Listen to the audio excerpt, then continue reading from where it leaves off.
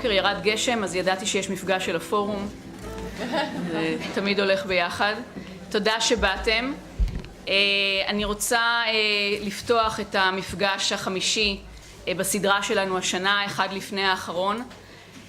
יש לנו מכאן ועד האחרון עוד אירועים, תעקבו, אנחנו גם עושות יום עיון על הטרדה בקרב בני נוער, אנחנו גם מחלקות מלגות בטקס שבו 3 הסטודנטיות שזכו במלגות תצגנה את העבודה שלהן, אנחנו נשלח לכם את החומרים על כל האירועים האלה ואנחנו מקוות שתבואו וגם למפגש האחרון שכותרתו תהיה פנינו לאן. אני מקבלת את ההמלצה להמיר את ההבטחה לארוחת בוקר בכיבוד קל, כי לא משנה כמה אנחנו שמות, זה פשוט נעלם באיזה אורך פלא, אז אני מתנצלת שוב בפני אלה שלא הספיקו ליהנות מזה. אני מודה לטלי ענבר ומאיה כהן, רכזות הפורום, וליולה קלצ'ביץ' שהתחילה לעזור לנו גם, למירי דקטור על עיצוב ההזמנה, לדנה דרוויש על התמונה שהיא נתנה לנו רשות להשתמש בה, לדוברות שהסכימו להגיע, גל גבאי מתנצלת, לליאן בייסר שדאגה לנו לתרומה השנה ויושבת איתנו פה פעם אחרונה, היא חוזרת לאוסטרליה ולא תהיה איתנו במפגש האחרון. ולפני שנתחיל, כן, הרבה שואלות אותנו מה אפשר לעשות, כן, אנחנו נטענות בכל המידע המעורר לפעולה הזה, ואני שמחה בהקשר הזה להזמין לפני שנתחיל את אורית כהנא מעיתון הארץ, טור התגובות, כדי שתיתן לנו ככה רעיון לאיך אפשר בכל זאת להשתתף בשיח הציבורי. בבקשה. שלום, שמי דפנה יואל, אני פרופסור למדעי המוח וגם עוסקת במגדר, ואני אהיה יושבת הראש של הפגישה היום, של המפגש היום. ובאמת הנושא שיש לנו היום, וזו הייתה הקדמה טובה, זה תקשורת, ואני חושבת שתקשורת בהחלט מעצבת, גם מחקרים מראים את זה, מעצבת מאוד את התפיסות שלנו, את התפיסות של ילדים וילדות על העולם שלנו, ובין השאר כמובן על מה זה מגדר, וכמו שכל מי שקורא עיתונים, רואה פרסומות, טלוויזיה, סרטים וכן הלאה, אז המראה הזה הוא מאוד לא מעודד בדרך כלל. והיום יש לנו 3 דוברות, הרביעית התנצלה, לא יכולה להגיע, שידברו על היבטים שונים בנושא של תקשורת. יהיה לנו 20 דקות לכל אחת מהדוברות, בלי שאלות ודיון אחרי כל אחת, ובסוף כמו תמיד יהיה לנו זמן לדיון, שהיום יהיה קצת יותר ארוך מבדרך כלל. ואני אציג כל אחת מהדוברות לפני שהיא תתחיל. אז נתחיל מהראשונה, לינוי בר גפן, שעוסקת בתקשורת כבר כ-15 שנים. היא הייתה גם כתבת, גם עורכת וגם מגישה של כתבות, תוכניות וסרטים וסדרות, גם ברדיו, גם באינטרנט וגם בטלוויזיה, אז היא בהחלט מכירה את התקשורת מכל הכיוונים ובכל הדרכים. היא לימדה תקשורת במכללה למנהל, ובשנה האחרונה היא גם מרצה על מגדר ומדיה בבתי ספר. והיא ביקשה להתנצל מראש שיכול להיות שתצטרך לצאת קצת לפני הסוף, אז לא לקחת את זה באופן אישי אם היא עושה את זה. בוקר טוב, וזה נורא מרגש לראות אולם מלא מפה לפה, זה וואו. וכשיושבים מול מצלמה זה הרבה יותר קל מאשר כשיושבים מול בני אדם או כשעומדים מולם. אני רציתי לדבר דווקא באמת על הפעילות שלי, לא במדיה, אלא בלהסביר את המדיה לבני ובנות נוער בגילאי 15 עד 18, כיתות י', י"א, י"ב, כי זה מה שאני עושה בשנה האחרונה, ואני יכולה לומר ב-15 השנים שאני נמצאת בעולם התקשורת, זה אולי התפקיד המספק והחשוב ביותר, אם אפשר להגדיר את זה חשוב, והחשוב ביותר שעשיתי. הרבה יותר מכל תוכנית שאני אעשה, הרבה יותר מכל פרס, זה באמת הדבר הכי משמעותי והכי חשוב והכי מתגמל, גם אם לא כספית, שיצא לי לעשות, ואני גם חושבת שזו העבודה היחידה שעשיתי שיצאתי ממנה אופטימית מאוד. אז רציתי לדבר על זה. לפני זה כמה מילים באמת על המדיה ועל היחס שלה לנשים. אני מתארת לעצמי שאתם קהל מיודע שמכיר תקשורת ומכיר מגדר, ואין צורך לדבר, לפשט את הטרמינולוגיה הבסיסית.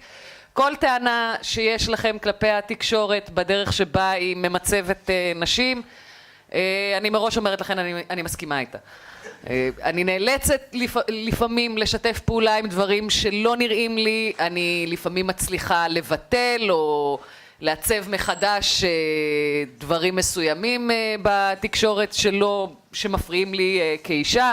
ההצלחה שלי במובנים האלה היא מאוד מאוד חלקית, אבל אני מצליחה, במקומות שבהם אני מצליחה, אני פשוט הגדרתי לעצמי מחדש מהי הצלחה. הצלחה היא לא ליצור מהפכה. אני לא אצליח ליצור מהפכה, אנחנו לא נצליח ליצור מהפכה. אנחנו כן יכולות ליצור תהליך שמוביל בסופו של דבר לתוצאות יותר טובות מהמצב היום.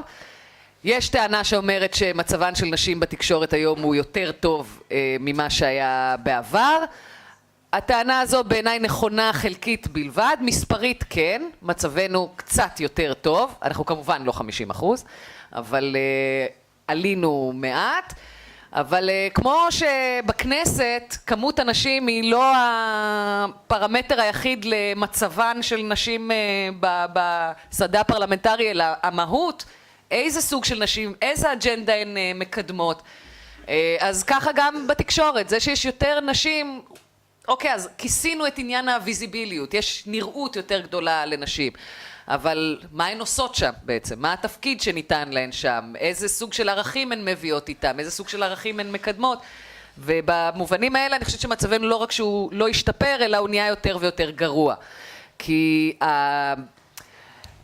הבוטות שהייתה פעם לשוביניזם התחלפה, לפעמים היא עדיין קיימת, כן, אבל היא התחלפה ברוב המקרים במנגנון מאוד מאוד מתוחכם בדרך שבה הוא מסווה אפליה. ובבואי באמת ללמד ולהסביר לילדים וילדות, חלקם ממגמות תקשורת, חלקם ממגמות אחרות, את המנגנון המתוחכם הזה, יצאתי מנקודת ההנחה שהם צופים לא ביקורתיים, ושכמות הידע שיש להם על מגדר היא קטנה מאוד, אם בכלל קיימת.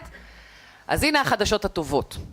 החדשות הטובות הן שלפחות החבר'ה שאני נתקלתי בהם, כמות הידע שלהם על מגדר גבוהה בהרבה ממה שלי הייתה בגילם. הצפייה שלהם היא כן צפייה ביקורתית, יותר ממה שאני זוכרת את עצמי בגילם, ואני בגילם למדתי בתיכון שהתמחה באומנויות הבמה, ככה והתמחה בביקורת, כך שהתחלתי מנקודת פתיחה לכאורה יותר טובה משלהם. הם צופים ביקורתיים, הם יודעים להבחין בין טוב ורע, בין מה זה סקסיזם למה זה מצג שוויוני, אבל העובדה שהם צופים ביקורתיים לא הופכת אותם ללוחמים גדולים בעד שוויון, ולפעמים גם צריך לחבר להם את הנקודות, מה שנקרא. זאת אומרת, הם רואים משהו שהוא לא בסדר ושנתפס אצלם כלא בסדר, הם מקבלים מסרים שהם מרגישים בפנים שהם לא נכונים, שהם מבזים, שהם משפילים, שאולי משמרים נורמות קיימות, אבל הם לא יודעים הרבה פעמים לקשור בין זה לבין מצבן של נשים בחברה, הם לא יודעים לפעמים לקשור בין האינטרס הכלכלי שעומד מאחורי חלק מהמסרים לבין המסר עצמו, ואני באה בעצם בעיקר כדי לחבר להם את הנקודות. עכשיו, נתקלתי בכמה דברים מאוד מעניינים לאורך השנה הזו, והרציתי במהלכה בבתי ספר במרכז ובפריפריה, בצפון, בדרום, בתי ספר שנהנו מתלמידים שמגיעים מבתים סוציו-אקונומית גבוהים, לעומת כאלה שמגיעים באמת משכונות מצוקה ועוני. לא מצאתי הבדלים גדולים ביכולת לחשוב חשיבה ביקורתית בין התלמידים, אבל כן מצאתי פער אדיר בכמות הידע בין פריפריה למרכז, אדיר, מבהיל ממש. אתה מספיק להיכנס בשנה אחת ל-30 בתי ספר ברחבי ישראל ואתה מבין בדיוק איפה אתה חי. ואנחנו חיים במקום שהוא אכזרי מאוד למי שלא נמצא באזור החיוג 03. ואם הוא נמצא בפריפריה, אז אם הוא לא בבתי ספר של הקיבוצים, גם מצבו לא מאוד טוב מבחינת החינוך הליברלי. אז מה שעשיתי איתם, כדי באמת לחבר אותם ולקשור להם את הנקודות, זה קודם כל לברר איתם מושגים מסוימים. כי אחת התגובות שהייתי מקבלת בתחילתן של הרצאות, כשהייתי מראה איך נשים מוצגות על המסך, זה אבל הן הסכימו. אבל הן בחרו. נגיד כשרואים דוגמניות מעורטלות וכו', הן בחרו בזה, הן מרוויחות על זה המון כסף. אז קודם כל בכלל לברר איתם את המושג מהו רצון חופשי, מהי בחירה חופשית. האם באמת תחום האפשרויות של נשים בכלל, ושל הנשים האלה במיוחד, הוא באמת כל כך רחב. על מה הן מתוגמלות ועל מה לא. והתחלתי איתם מלהציג להם תקשורת, הרי יש תקשורת ממוסדת ויש רשתות חברתיות, תקשורת לא ממוסדת, ששם הם בעיקר פעילים. התחלתי איתם קודם כל מלעבור איתם על עמודי הפייסבוק הנבחרים, שצילמתי והבאתי, ועל תמונות הפרופיל והתמונות שבנות ובנים מחזיקים בפייסבוק שלהם, ולהתחיל להראות להם איך בנות מציגות את עצמן ברשת ואיך בנים מציגים את עצמן ברשת. וכמה לייקים מקבלות בנות שמציגות את עצמן באופן מאוד מוחצן ומיני ובוטה. יש תמונות גם שזה אולי הדבר הכי עצוב לראות, שבנות מטשטשות לעצמן את הפנים, אבל לא את הגוף. זאת אומרת, בפרופיל ידוע, עם שם, זאת אומרת, הן לא מנסות להסוות את זהותם, הן רק אומרות כאילו, אם מתקשית להבין, אז כן, זה לא חשוב, זה חשוב. ולעומת זאת, איך בנים מציגים את עצמם ברשת, בדרך כלל דרך איזושהי פעילות במרחב, התפיסה של המקום שלהם בעולם היא תמיד יותר אקטיבית, יותר חזקה, כמובן בפרשנות שאנחנו נותנים לחזק, ולהתחיל להראות להם כמה לייקים הבנות האלה מקבלות לצד כמובן גינויים, ולהתחיל לעבור איתם על המוסר הכפול. רגע, אם הילדה הזאת קיבלה עכשיו 200 לייקים על התמונה שבה היא חושפת את החזה ומשרבבת את השפתיים, זאת אומרת שהיא מבינה שעל הפיכתה לאובייקט התגמול הוא חיובי. היא גם מבינה שיש גם תגמול שלילי.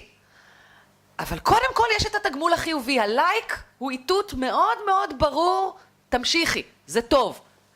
אז אם היא מקבלת תגמול חיובי בצורה של לייקים, למה בעצם אחרי זה שהדוגמנית לא באמת תמכור את הגוף שלה, ושהשחקנית לא תגיד טקסטים שוביניסטיים? הרי אנחנו מקבלות על זה כסף, הרי אנחנו מקבלות על זה חיבה, אנחנו מקבלות על זה אהדה. אז באים התלמידים ושואלים בצדק, אוקיי, נכון, אבל את מבינה שהן אמורות להבין שהנזק בטווח הארוך והנזק החברתי הוא גדול וכו'. בסדר, נכון, אבל סליחה, למה אתם חושבים על יותר מיומיים קדימה? מישהו צריך לפרנס את הבית? נשים צריכות להביא כסף? בואו נעבור על מה באמת השכר של נשים שלא בוחרות לעשות את זה, ומה השכר של נשים שכן בוחרות לעשות את זה. למשל, שני המקצועות היחידים שבהם נשים מרוויחות יותר מגברים, ואני תמיד שואלת אותם מה הם, ומהר מאוד הם עולים על התשובה, זנות ודוגמנות. אלה שני המקצועות היחידים שבהם בילט אין בהגדרה, אישה מרוויחה יותר מגבר. אם אלה המקצועות שבהם אנחנו מנצחות בסולם השכר את הגברים, מה אנחנו מסיקים מזה? לגבי מה אנשים מצפים מנשים, מה החברה מעוניינת מנשים. וככה אני הולכת איתם במסלול הזה, מראה להם החל מסרטוני פרסומת, דרך קטעים מתוכניות טלוויזיה, דרך לעבור איתם על הלבוש של נשים בטלוויזיה לעומת הגברים. למשל, זו נקודה שהיא מאוד מאוד בעייתית. אני מראה להם למשל את תמונת הפרסומת של ערב טוב עם גיא פינס, שעומדת לירון ויצמן, שהייתה בגלי צהל כתבת משטרה, לעומת גיא פינס שהיה כתב תרבות, ועדיין בגלי צהל כתבי אקטואליה נחשבים ליותר מכתבי תרבות. אוקיי. אז אני מראה להם את התמונה, הוא יושב עם הז'קט המחויט, כשלפניו שולחן, מצג שווא של חדשות, ולעומת זאת יש את לירון שעומדת במיני קצרצר, וזאת תמונת הפרסומת, כאילו זה הלוגו. במיני קצרצר, גופייה מנומרת, עקבים גבוהים, בעמידה ליד. והילדים לא מבינים מה לא בסדר בזה, כי הם אומרים, אז איך את רוצה שהיא תתלבש לטלוויזיה?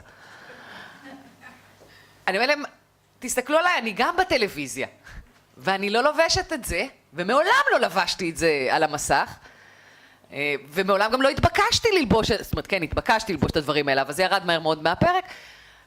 למה אני יכולה לא ללבוש את זה והיא כן צריכה ללבוש את זה? ברגע שמתחילים לגרום להם להבין שאפשר לנתק את הקשר בין יפה למוחצנת מינית, כי מבחינתם זה היי נוח, אז אפשר גם להרגיש יותר בנוח עם מה שאת לובשת. ואני אומר לכם, אני צדיקה מאוד קטנה במובן הזה, אני קורבן האופנה מספר אחד שאני מכירה, גם בטרנדים, גם במה שנוגע לשיער שלי ולאיפור וכולי.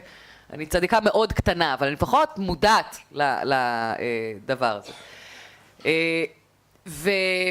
ובמקביל, אני גם מגיעה איתם כמובן לשידורי האקטואליה. מה עושות נשים במשדרי האקטואליה? כי תמיד ישר צצה השאלה, אבל למה את מתלוננת שאין נשים מספיק בעולם האקטואליה? הנה שתי המגישות של מהדורות החדשות המרכזיות, בערוץ 10 ו-2, הן נשים.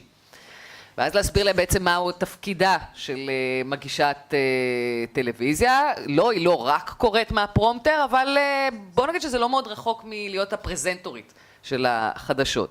בסופו של דבר את הטקסט כותב העורך, כן, המגיש או המגישה משכתבים, אבל הם לא מחליטים על הליינאפ, הם לא כותבים את הטקסט בעצמם, הם הפרצוף, אבל יש גם מהות מאחורי הפרצוף, והמהות היא מהות מאוד מאוד גברית. בעמדות הניהול והעריכה יש לרוב גברים, גם בדרך כלל מאותה אסכולה, עם אותו כיוון מחשבה, יש מעט מאוד פריצות דרך בתחום הזה. התגובות שאני מקבלת מהילדים, זו עוד נקודה מעניינת. בהתחלה, כשהתחלתי להרצות, וההרצאה בעיקר התבססה על התפקיד של נשים במדיה, הבנים מאוד התקוממו נגדי ונגד מה שהם שמעו. הם הרגישו שמה שאני אומרת תוקף אותם. והבנתי שאני צריכה איכשהו לשלב אותם, ואני חושבת שזה נכון גם בכלל בדרך שבה אנחנו מדברים על מגדר, לשלב אותם יותר בשיח ולהפוך אותם לשותפים, למאבק מבחינתי צודק מאוד, לשוויון. ולשם כך הייתי צריכה בעצם להסביר להם כבר מהשלבים הראשונים איך השוביניזם קודם כל דופק אותם. עזבו כרגע את הנשים בצד, אלה קוטריות, הן פטפטניות איומות, עזבו, נניח אותן בצד. איך זה דופק אתכם? למה אתם מפסידים מזה שהמסך שלכם נראה כמו שהוא נראה ושהחברה שלכם נראית כמו שהיא נראית? הדרך הפשוטה ביותר לעשות את זה איתם הייתה גם דרך הומור. זאת אומרת, להגיד להם, תשמעו חבר'ה, אתם, כתוצאה משוביניזם אתם פשוט חיים פחות. אתם חיים פחות שנים, אתם מתים יותר מהר מאיתנו. כי אתם קורבנות של פשע יותר מנשים של פשעים אלימים, אתם מעורבים בזה יותר. אתם מתגייסים ליחידות קרביות בצבא, ההסתברות שלכם למות שם היא גבוהה יותר. אתם לא הולכים לבדיקות רפואיות באותה תדירות של נשים, ולכן נמנע מכם הרבה פעמים גילוי מוקדם של מחלות שעלולות להתברר כקטלניות וממאירות. אתם נוהגים בצורה הרבה יותר פרועה, ולכן מעורבים בתאונות דרכים קטלניות בשיעור גבוה יותר מנשים. אז בואו נתחיל מזה שכתוצאה מהשוביניזם, אתם פשוט מתים. ואנחנו מסתדרות, זאת אומרת, אנחנו פשוט נחיה אחריכם. למה לכם? זה הדבר ראשון, ואז אני מתחילה לעבור איתם גם על, אתם עומדים להתגייס באיזשהו שלב לצבא, רובכם. אוקיי, האמת היא שכיום גם לא רובם, אבל חצי מכם. בואו נניח חס וחלילה שחבר שלכם יהרג, ואתם תאלצו לעלות לקבר שלו. אתם לא תוכלו לבכות. זאת אומרת, אם הייתם לפני 20, 30, 40 שנה, לא הייתם יכולים לבכות. למשל. היום כבר יש לכם את הלגיטימציה להביע רגשות. רגשות במצבים אפילו קיצוניים, אבל אני מדברת גם על רגשות במצבים פחות קיצוניים. יש לכם לגיטימציה להיות הורים יותר מעורבים. אני שולחת אותם הביתה אל אבא שלהם. הם היום ילדים בני 15-16 שהאבות שלהם הרבה יותר מעורבים ממה שהסבא והסבתא שלהם, הסבא שלהם היה מעורב. אז אני מתחילה להראות להם איך בעצם השוויון נתן להם לא פחות משהו נותן לנשים. וברגע שאני הופכת אותם לשותפים לרצון בשוויון ומסבירה להם למה זה עוזר להם ולמה השוביניזם דופק אותם, הם כבר מתחילים להקשיב יותר. אני מראה להם שתי פרסומות קיצוניות מאוד בסקסיזם שלהם. פרסומת אחת שהיא קיצונית בסקסיזם שלה כלפי נשים, זה הפרסומת של הבירה, תגיד תודה שאתה לא, תגיד תודה שאתה גבר, משהו כזה, שמראים נשים בכל מיני מצבים מגוחכים וקיצוניים. וכולם ישר מבינים שהפרסומת הזאת היא מאוד סקסיסטית, אבל הם כולם צוחקים, כי זה נורא מצחיק.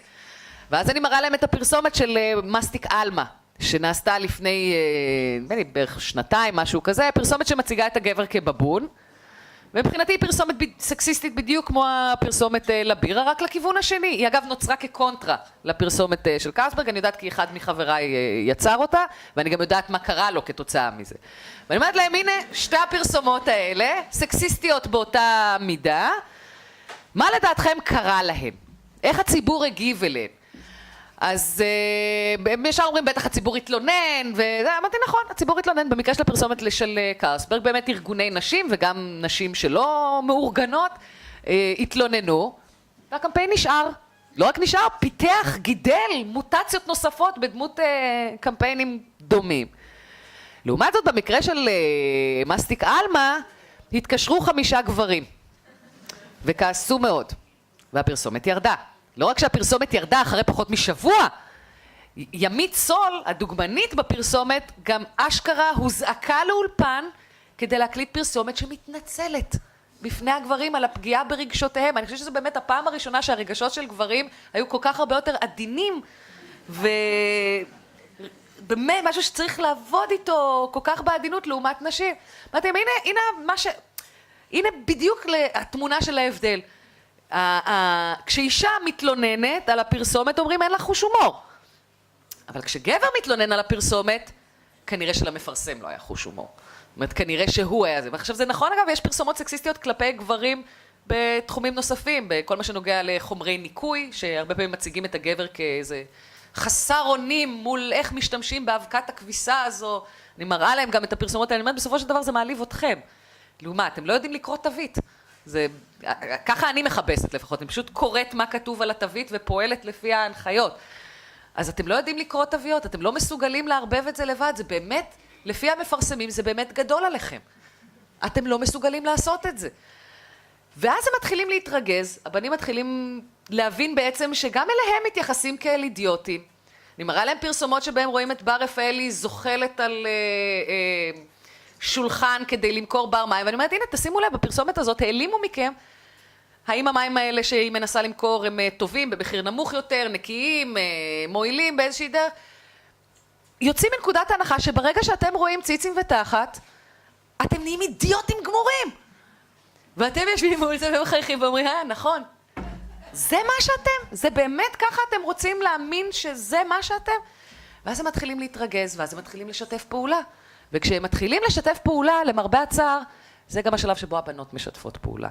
וזו הנקודה אולי העצובה ביותר, כי כשהבנים מתקוממים, כשאני מרצה, אני רואה את הבנות מסתכלות לעבר הכיוון של הבנים במהלך ההרצאה, ומחפשות לראות איך הם מגיבים. אם הם בשקט, הן מרשות לעצמן לדבר. אם הם בהתקוממות, טק, הן ננעלות, והפעם הבאה שאני שומעת מהן זה כשההרצאה נגמרת, והן ניגשות אליי בשקט אחרי להגיד לי, את יודעת, אני מסכימה עם מה שאמרת, אבל אולי כדאי להיות יותר נחמדים בקשר לזה, וזה משהו שמטריף אותי. אם הן רואות שיש בנים שגם משתפים איתי פעולה, וממשיכים את הקו הזה ומתקוממים, הופלה, חגיגה ענקית, והן סוף סוף מרגישות נוחות לבטא את עצמן בכל רם. כמובן שיש חריגים במקרים האלה, יש בנות שהן מספיק בטוחות בעצמן ובזהות שלהן ובמעמדן, והן מגיבות מיד. העצוב ביותר זה כמובן בנות שמשתפות פעולה עם הבנים בגרסה ההפוכה. זאת אומרת שבאות אליי או תוך כדי הרצאה או אחריה ואומרות לא נכון, גברים הם אלה שמופלים לרעה כי ההורים שלי התגרשו ואימא שלי קיבלה אפוטרופסות. דברים מהסוג הזה. אז הן מניחות מזה שהעולם בעצם נועד לשרת פמיניסטיות נרגזות, או כמו מורה שסיפרה לי שאחד התלמידים הלך הביתה וסיפר לאימא שלו על ההרצאה שלי, והיא אמרה לו, עזוב אותך, הפמיניסטיות האלה, כל מה שהן רוצות זה לסרס גברים. אגב, האישה היא עקרת בית, כן? עקרת בית מוחזקת, זאת אומרת, נשואה לגבר עם הרבה כסף, והיא מרגישה בנוח להסביר מה באמת אנחנו רוצות. אז מבחינתי זו הייתה חוויה מאוד מאוד אופטימית ומאוד מאוד טובה, כי גיליתי שבני נוער, כשאתה מגיע אליהם ואתה מצליח להסביר את העמדות האלה, הם מאוד פתוחים להקשיב, הם כן צופים ביקורתיים, הם מחכים שניתן להם את המידע. פשוט מחכים שניתן להם את המידע, ואני מבחינתי, לאן שיזמינו אותי, מוכנה להגיע עם בזה זה כרוך. ותודה רבה לכם.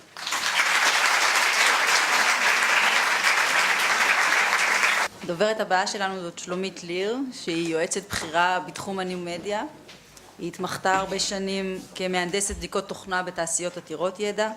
היא יושבת ראש ומייסדת פועלות ברשת לקידום נשים במדיה החברתית. היא גם חוקרת בתוכנית ללימודי מגדר באוניברסיטת בר אילן, ובוחנת היבטים מגדריים במדיה החדשה. חוץ מזה, כי שלא יהיה לה משעמם, אז היא גם משלבת פעילות חברתית ענפה עם ניהול קמפיינים חברתיים בשטח וברשת, כולל קמפיין נשים עושות שלום לקידום נשים בספירה המדינית, פרויקט אקו-פמיניזם ליצירת ערים ידידותיות לנשים ולסביבה, וקמפיין נסיעה לישראל למען בחירתה של אישה למוסד הנשיאות. ובנוסף היא יוזמת ועורכת כנסים בנושאי פמיניזם, אינטרנט וחברה, וגם ערכה 2 ספרים שעוסקים בנושא של נשים בישראל. אז תודה רבה.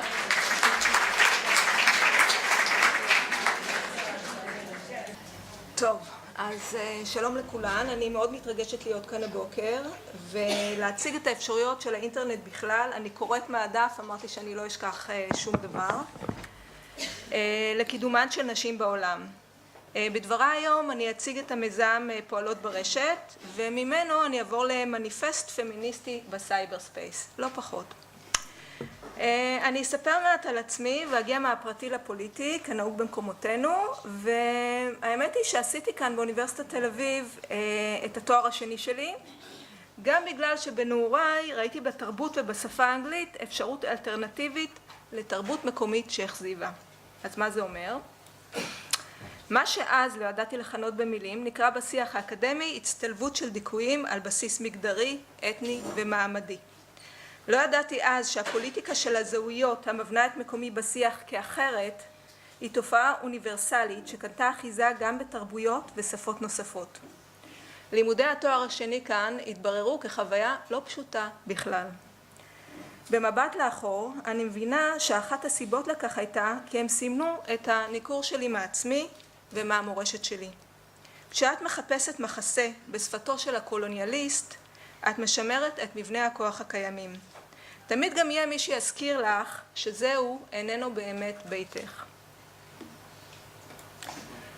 במקביל ללימודיי התמקצעתי בתחום המחשבים, ולראשונה בחיי גיליתי את קיומה של שפה חסרת פניות. שפה שבה לאפס ולאחד מעמד שווה. שפה, כשאת לומדת אותה, עונה לך בתוצרים מרתקים. אתרים, אימג'ים, תוכנות חדשות, אפליקציות מרהיבות, דרכים לניהול ידע ושימור המידע האנושי.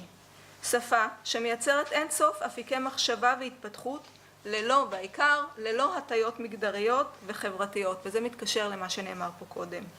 שפה שהמתכנתת הראשונה שלה בעולם הייתה אישה, עדה לבלייס. העובדה שמדובר בשפה שהיא עיוורת למגדר, לאתניות, לתרבות ופוליטיקה, מבנה אותה בעצם כסוג של גולם, שיש בכוחנו אנו אנשים להשפיע עליו ולעצבו.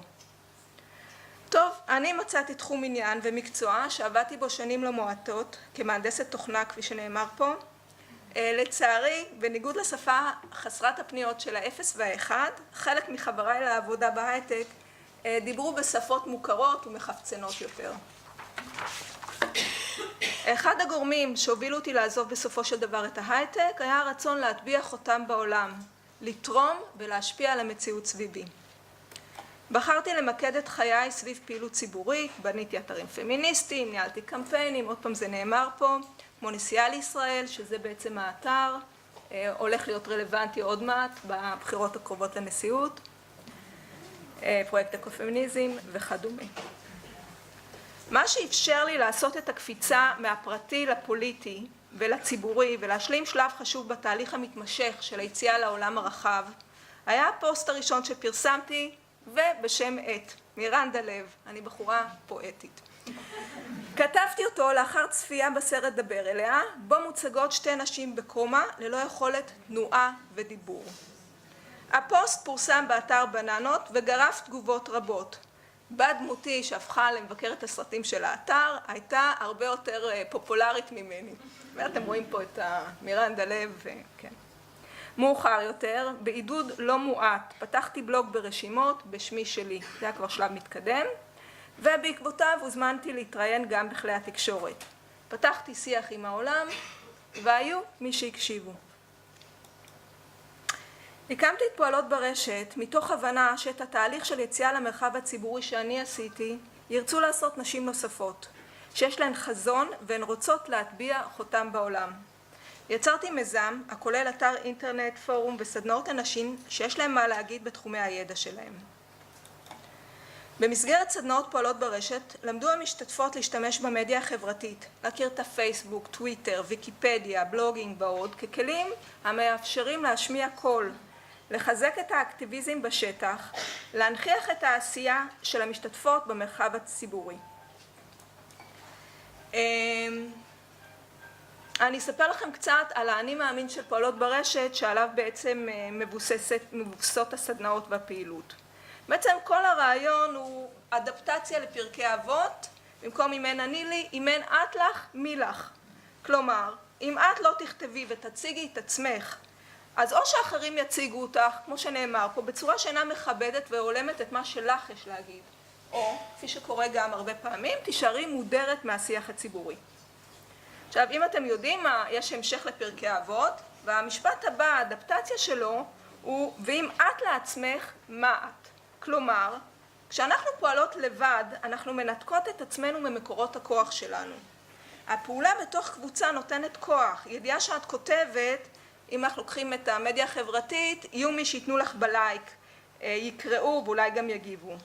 אנחנו לא לבד. יש לנו חברות לשיח שרואות אותנו ומשתפות בתכנים שלנו. הפעילות ברשת שמבוססת על הרעיון של סולידריות חברתית. והמשפט האחרון שהוא מאוד מאוד הולם את כל המדיה החברתית, הוא ואם לא, עכשיו מתי. הרבה פעמים אנחנו פרפקציוניסטיות, ועד שאנחנו כותבות, ועד שאנחנו משתפות, ועד שאנחנו משמיעות קול. הרשת מבוססת על פעולה מהירה. היא מאפשרת לך להתחיל את התהליך, גם שאת לא מגובשת עד הסוף. ויש בכך יופי ועוצמה רבה. את לומדת להגיב, לבטא דעתך, ולהרגיש בטוחה יותר תוך כדי תהליך.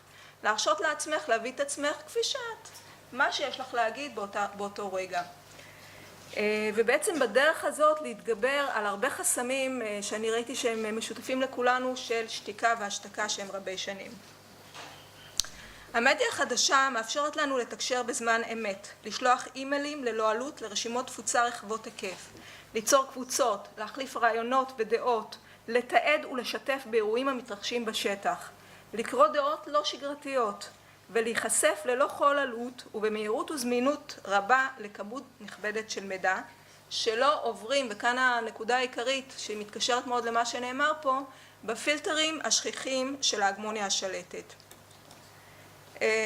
עוד פעם, זה שני שקפים, אחד מהמחקר הנהדרים והנוכחים בזמן צפיית שיא, ואחד שנערך בארצות הברית, על השתתפות נשים בתקשורת המיינסטרים. במקום תפיסות כאלה המוכתבות על ידי ההגמוניה גברית, לבנה וותיקה, שזה מרבית האנשים שמופיעים בטלוויזיה בישראל, נוכל להרחיב את גבולות השיח, להחליף הדרה בהכללה, ייצוג גברי בייצוג נשי, של מי שיש להן מה להגיד וטרם אמרו את דברן. כלומר, יש לנו פה איזשהו מרחב שהרעיון הוא שאנחנו נכנסות אליו בתור פעולה פוליטית, קולקטיבית, משותפת, כי הוא עומד לרשותנו לעומת המרחב הזה שרק מתי מעט הצליחו להיכנס לשם. והסתכלו על השקף, כמובן שבתכניות אירוח זה קצת משתנה, אבל בעיקר בפוליטיקה ובנושא חברה. וכמו שאני אומרת, הדבר הזה דורש תכנון, דורש מחשבה והתערבות.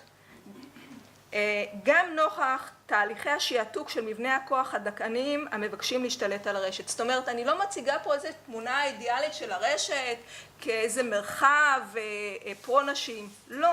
אנחנו רואים את השחזור ואת השיעתוק של אותם מבנים דכאניים, פלטפורמות מדירות, תאגידים המגבילים את זרימת חופש המידע וכדומה. ולכן, אדרבה, דרושה התערבות. אז מה יש לי פה היום? על מה אדבר? אני הכנתי מניפסט, מה שמשותף גם לאינטרנט וגם לפמיניזם, זה הרבה פעמים יש מניפסטים. מניפסטים שמגדירים וכותבים איזה הלך רוח, איזשהו חזון למה שאנחנו רוצות ויכולות שיקרה. וכל זה מתוך הבנה של התהליכים האלה דורשים התערבות, הם דורשים יוזמה, הם דורשים איזה סוג של פעולה יזומה. אז אני אדבר קודם על המה, איך ולמה של המניפסט הפמיניסטי בסייבר פמיניזם, ואני אחר כך פשוט אקריא כמה נקודות שלדעתי הם צריכים להתוות את הדרך שלנו, ואני מבינה שאני מדברת כאן לקהל שלא כולכם עשיתם את התהליך הזה, אבל עוד פעם, אני חושבת שזה דבר זמין, אפשרי, ואפשר לעשות את הקפיצה הזאת. ולא רק שאפשר, התוצרים של השמעת הקול והכניסה המסיבית עושים את הדרך הזאת החשובה ומאוד כדאית. טוב, אז אני אתחיל בלמה. הגיעה העת לכונן לנו במרחב הדיגיטלי בית חדש, שיהווה חיזוק לבית התרבותי, החברתי, הכלכלי, הפוליטי, המתקיים במציאות עבור נשים. לבנות את החלופה המקוונת כסמן דרך לתפיסת מציאות חדשה, בה קולנו נשמע, ואנו מנפצות חומות של הדרה והשתקה. לעצב מחדש את עולמנו בדמותנו, לצקת את החזון שלנו לתוך המרחבים שמעמידה הרשת, ולאפשר להם לזלוג למציאות ולהפוך למובן מאליו. מה?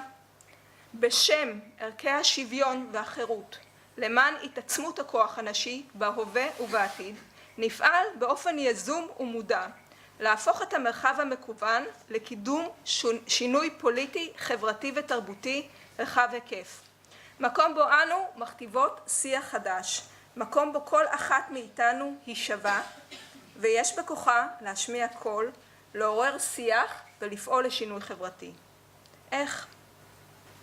אנו נשמיע את קולנו, נסיר את שכבות הפחד, ההשתקה, הביזוי, ההקטנה, שנערמו במהלך אלפי שנות היסטוריה.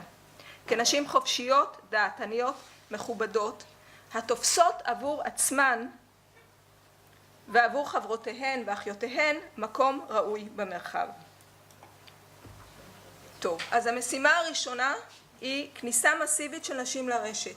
למרות השוני בינינו והמיקומים השונים מהם אנו מגיעות, אנו רואות חשיבות לתנועה מסיבית של נשים למרחבים המקוונים, ולפלטפורמות המאפשרות לנשים להשפיע פוליטית, חברתית, תרבותית וכלכלית, באמצעות המרחבים המקוונים. אחלה. שינוי בכוח המם. אני לא אכנס כאן למה זה מם, אבל כעיקרון זה איזה אימג' שאפשר להריץ אותו, לשתף אותו, כמו שניים שאתם רואים פה הם באנגלית, הרעיונות שלהם ברורים מאליו, משהו שהוא ויראלי זה נקרא, ומתוך המודעות לכוח שיש למילים, לשפה ולדימויים המשכפלים את עצמם בינות משתמשות, דפי פייסבוק, חשבונות טוויטר ואתרי רשת, נהפוך את הממים לגל חזק, מבשר תודעה חדשה, הנושא תפיסות מגדריות שוויוניות, והתוויה למציאות המכבדת כל אחת ואחד באשר הם. אנו נשתמש ברשת כתחליף מהיר וזמין לאמצעי התקשורת המסורתיים, עיתונות, טלוויזיה ורדיו. ניקח חלק במרחב הציבורי לא כקורבנות, אלא כנשים עצמאיות, בעלות דעה, החשות בטוחות לשדר את דבריהן לעולם. יחד ננפץ חומות, הדרה והשתקה. ניקח חלק במרחב הציבורי המקוון שנפתח בפנינו, נביא את עצמנו בכל דרך בה אנו מרגישות בטוחות. בעלת סטטוסים בכתיבת רשימות ומאמרי דעה, בשיתוף רעיונות, דימויים, סרטונים ולייקים. אנו ניצור לעצמנו בסייבר ספייס מרחבים בטוחים, משותפים, פורומים, קבוצות דיון, רשימות תפוצה שאינם פתוחים בפני כל אחד. מקומות בהם אנו חשות מוגנות ופתוחות להשמיע דעה, לחילופי דברים, להתייעצויות בינינו לבין עצמנו. מקומות בהם נוכל להשתחרר באמצעות הידיעה שאנחנו לא לבד, שמה שאנו חוות, חוו וחוות גם אחרות, שיש לנו אחיות שאת חלקן טרם פגשנו. אנו לוקחות לעצמנו את החירות ליצור לעצמנו חדר משותף משלנו, לא כדי להסתגר בו, אלא כדי לצאת ממנו, מחוזקות עם התובנות שלנו, למרחבים הפתוחים בפני כולם, ולומר בהם את דברנו. אנו נשתמש במרחבים הווירטואליים שנפתחו בפנינו כדי לשים את הדברים החשובים לנו בראש סדר העדיפויות. נפעל לשינוי סדר היום החברתי. נהפוך את הקדימויות ונשים לראשונה בהיסטוריה את מה שחשוב לנו בראש. גם אם קודם לכן יוחסו לדברים החשובים לנו משמעות שולית.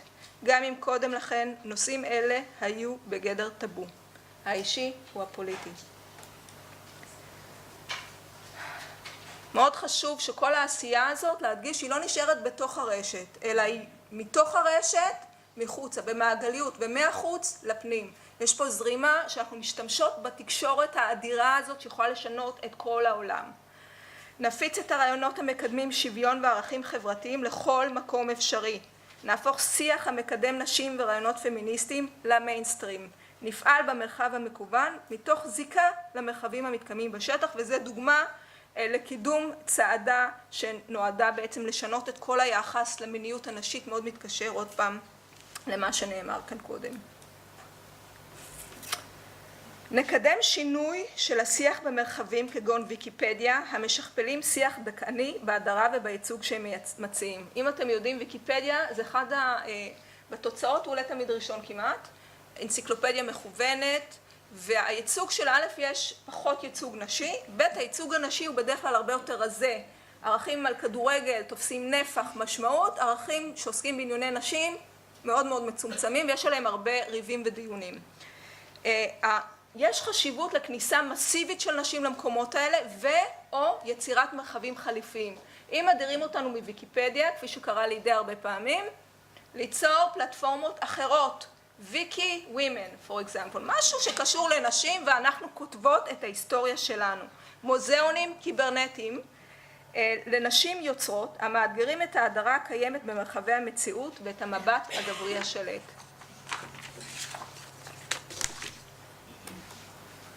ולבסוף, כוח נשי טכנולוגי.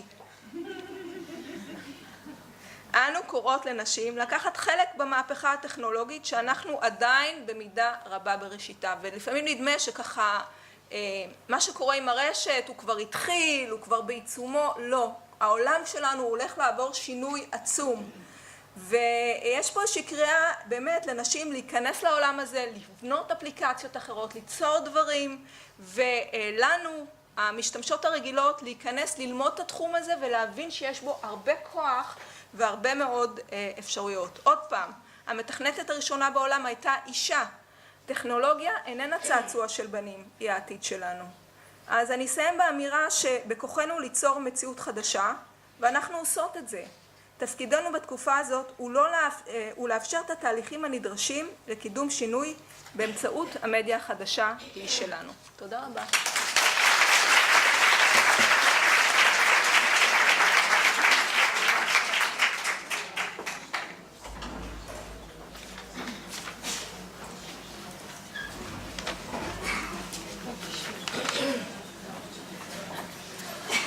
תודה רבה לשלומית. הדוברת האחרונה שלנו להיום זאת חברת הכנסת פנינה תמנו שטה. פנינה עלתה לארץ בגיל 3 במבצע משה. היא התחילה את הדרך שלה כמדריכת נוער בסיכון וכעורכת דין שהייתה גם פעילה חברתית. היא הייתה בין מקימי מטה המאבק לשוויון חברתי ליהודי אתיופיה, והייתה לאישה יוצאת אתיופיה הראשונה שהגישה בטלוויזיה, ויש לה תכף עוד כמה דברים ראשונים.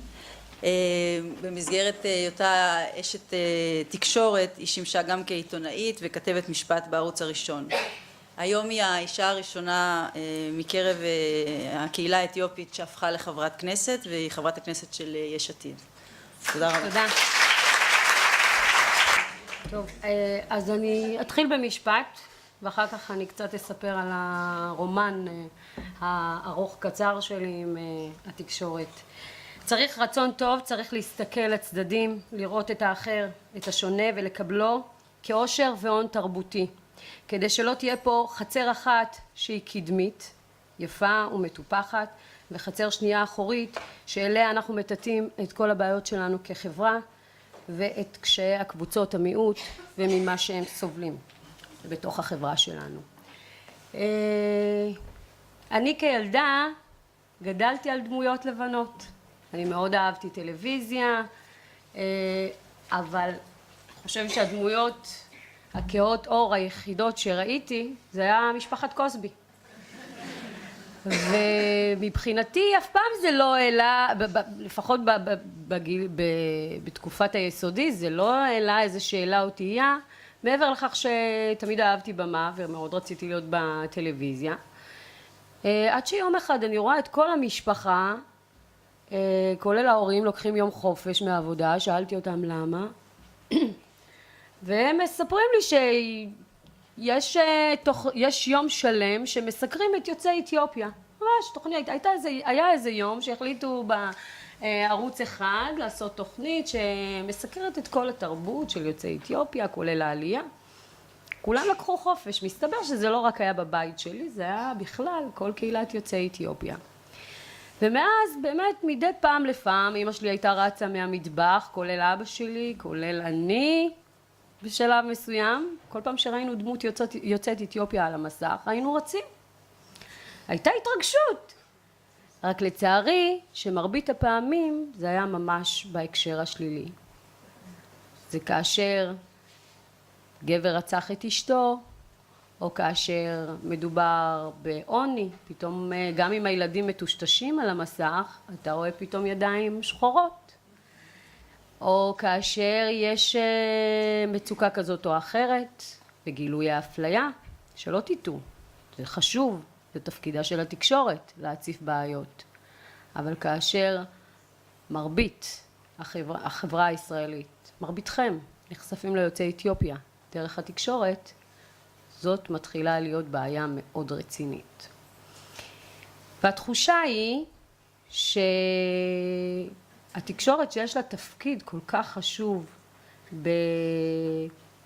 לפעמים אפילו בקיבוע סטריאוטיפים או בהבניית תפיסה של קבוצות מיעוט, התחושה היא שהשערים של התקשורת סגורים ליוצאי אתיופיה. וזה מתחלק לשני תחומים. התחום הראשון זה באמת כמה דמויות מקרב הקהילה וכמה עיתונאים יש בתקשורת.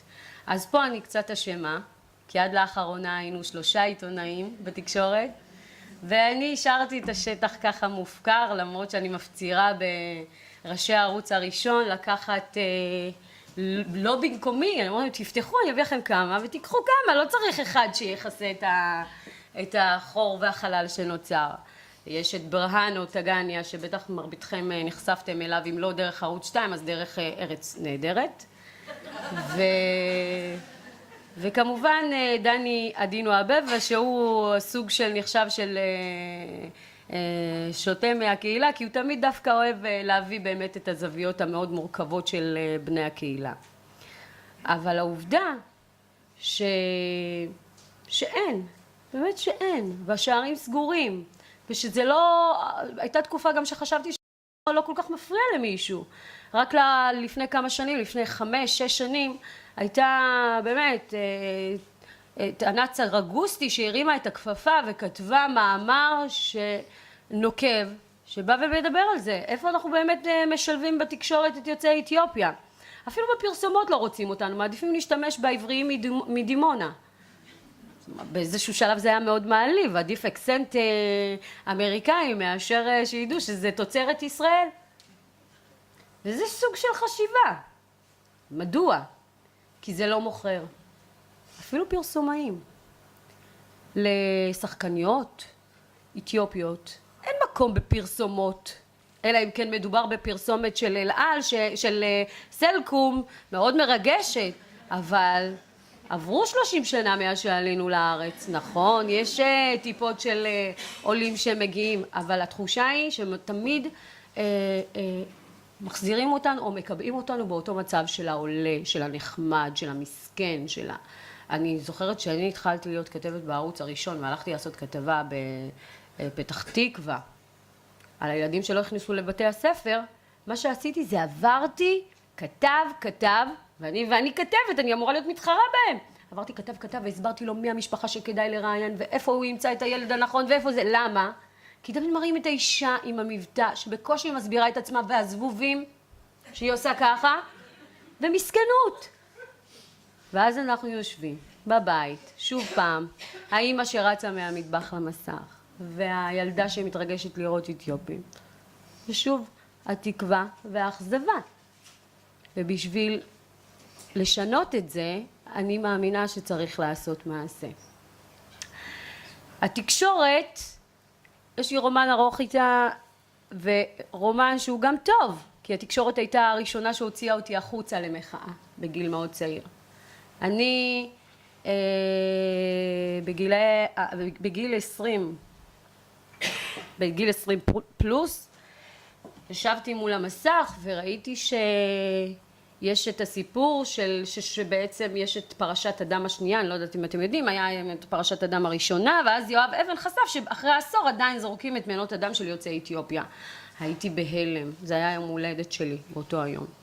ואני ישבתי ולא האמנתי. ואז הבנתי גם שאין מישהו שירים צעקה, או מישהו שיעשה, או שיעמוד על הזכויות שלנו. פשוט התקשרתי לחבר שהוא גם סוג של באותה תחושה, וגם בחור שהוא אקטיבי, והחלטנו שאנחנו מארגנים הפגנה. היינו צעירים, אבל הבנו שאין סיכוי שמישהו אחר יעשה את זה עבורנו, ושזו האחריות מונחת על הכתפיים שלנו.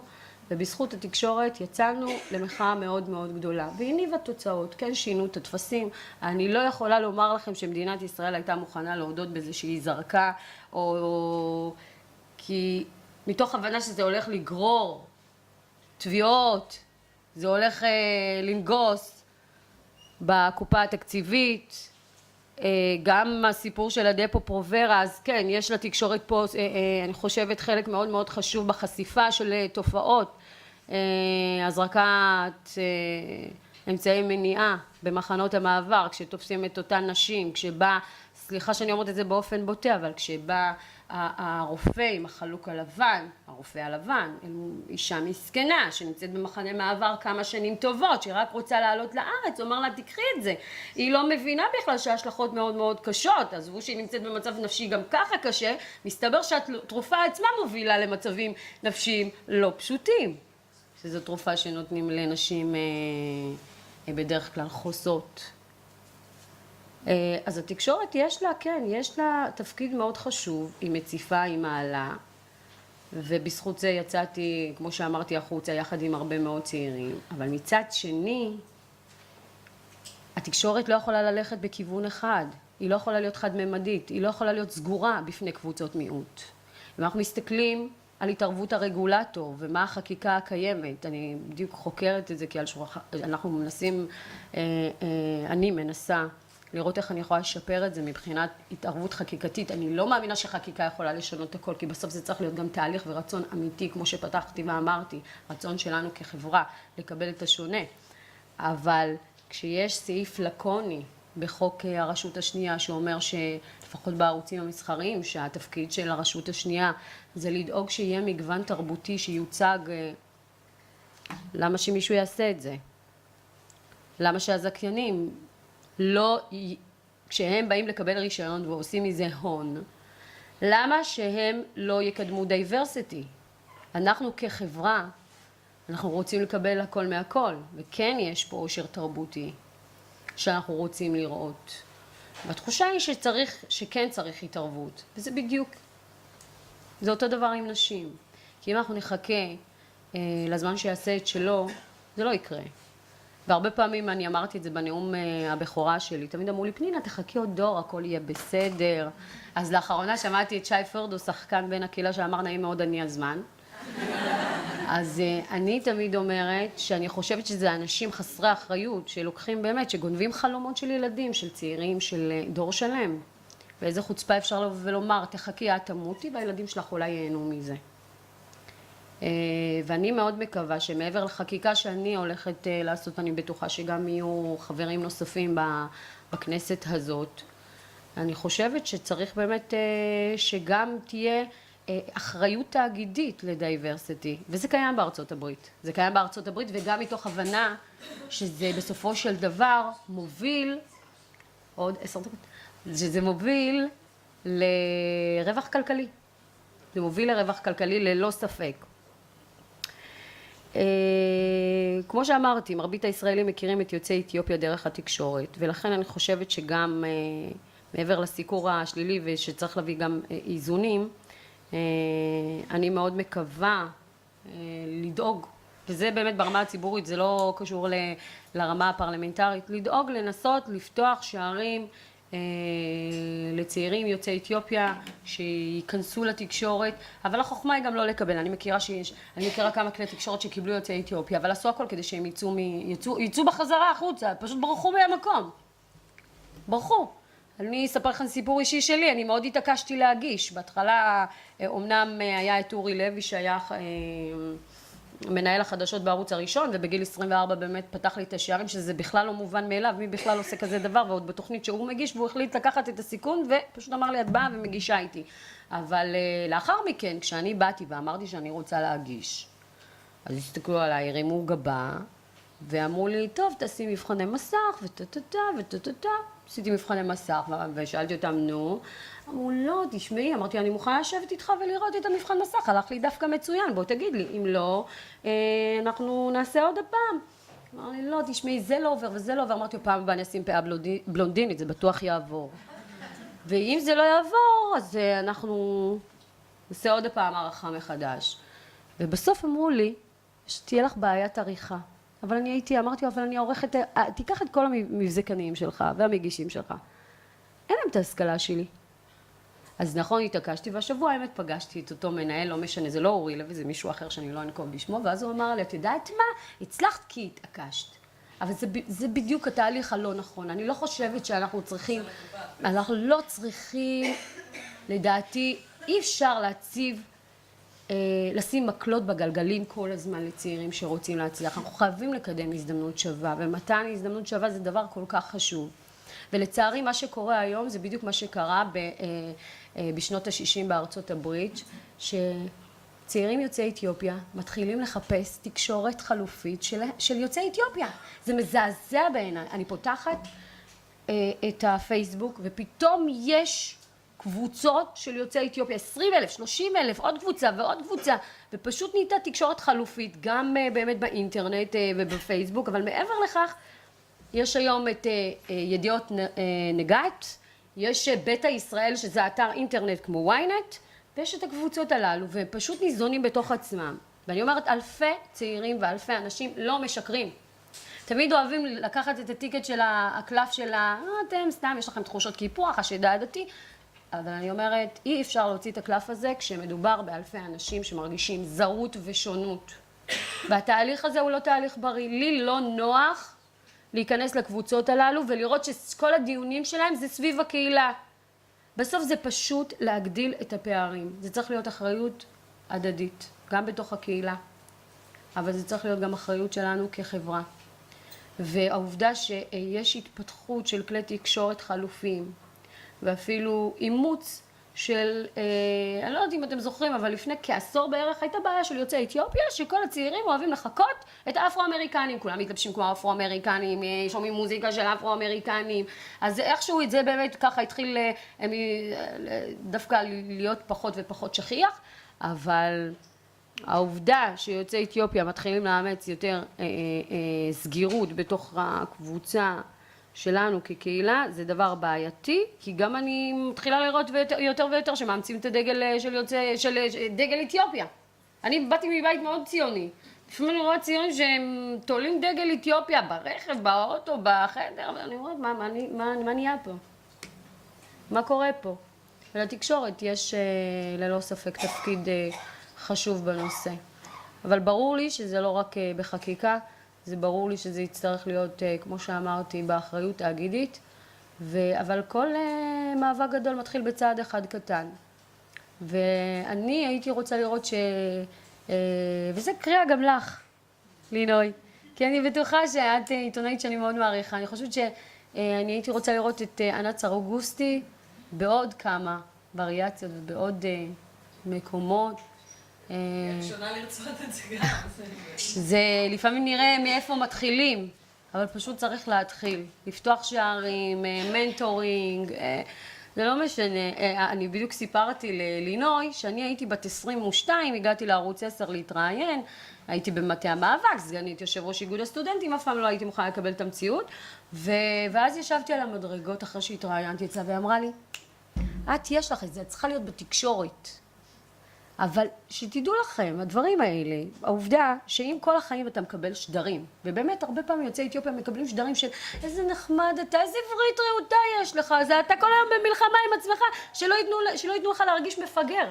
ואני תמיד אומרת שהדבר הכי קשה, זה שחס וחלילה אתה לא תתחיל להאמין למה שהחברה משדרת לך. זה התהליך הכי קשה שלי היה בחיים. וזה, אני בטוחה שזה בדיוק מה שקורה להרבה צעירים. אז יש כאלה שבאמת באיזשהו שלב נכנעים ומרגישים זה, ובלי לשים לב, אפילו בלי מודע, בוחרים גם במקצועות פחות טובים, פחות משתדלים, פחות מוצלחים. אבל כשאתה שומע משהו, כמו שלינוי אמרה, או כשיש מישהו שפותח לך דלת, כמו אורי לוי, ויחד כמובן עם הרבה מאוד תהליכים נוספים, אז זה אפשרי. וזה אפשרי, ואנחנו יכולים לראות הרבה מאוד דמויות שמצליחות, ואנחנו יכולים לראות את העושר התרבותי שלנו, והחברה הכל כך יפה שלנו. זה לא רע, זה טוב, אמר יושב ראש הכנסת, יולי אדלשטיין. הוא דיבר על זה מאוד מאוד יפה ביום עצמאות, מי שראה אותו במסך. הוא דיבר על העושר התרבותי שלנו, מתי הפכנו את זה לחיסרון, למשהו שהוא לא טוב, לפחות סובלני. זה בדיוק מה שהופך אותנו לישראל מוצלחת ויפה. תודה.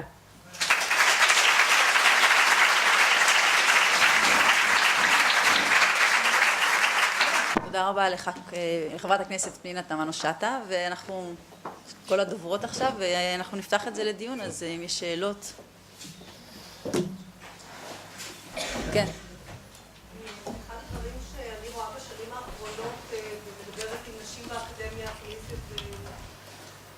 שם המילה פמיניזם לא בגלל הפמיניזם עצמו שמקומו, כבודו במקומו הוא לחלוטין מונח, אלא אני מאוד מתחברת למה שאמרה לינוי, הדעה שלי גם כאימא לשני בנים וגם בכלל, שזה חייב להיות יותר ויותר משהו משותף, בנים וגברים חייבים לא רק להבין את המחיר שהם משלמים, אלא גם להיות כאלה שקמים ואומרים, אני רוצה שההסדרה של גבריות תהיה שונה ממה שאני, ואני את כל הדברים שהם במרכז כמובן יותר מזה, למדתי מדברים אמריקאים, יש ספר של אחד מהם פה בחוץ של אנדי בנקרופ, למה הוא עושה את זה, יש את ג'קסון קאס, יותר ויותר דברים אמריקאים שקמים ואומרים את הדברים.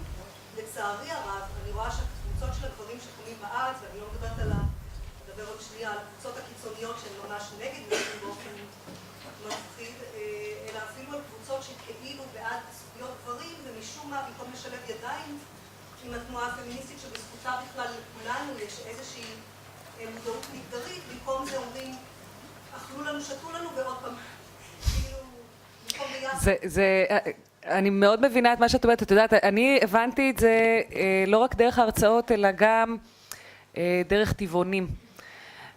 אני אוכלת בשר, ואני לא, אני מכירה בעליונות המוסרית, נקרא לזה ככה, של צמחונים וטבעונים עליי כאוכלת בשר.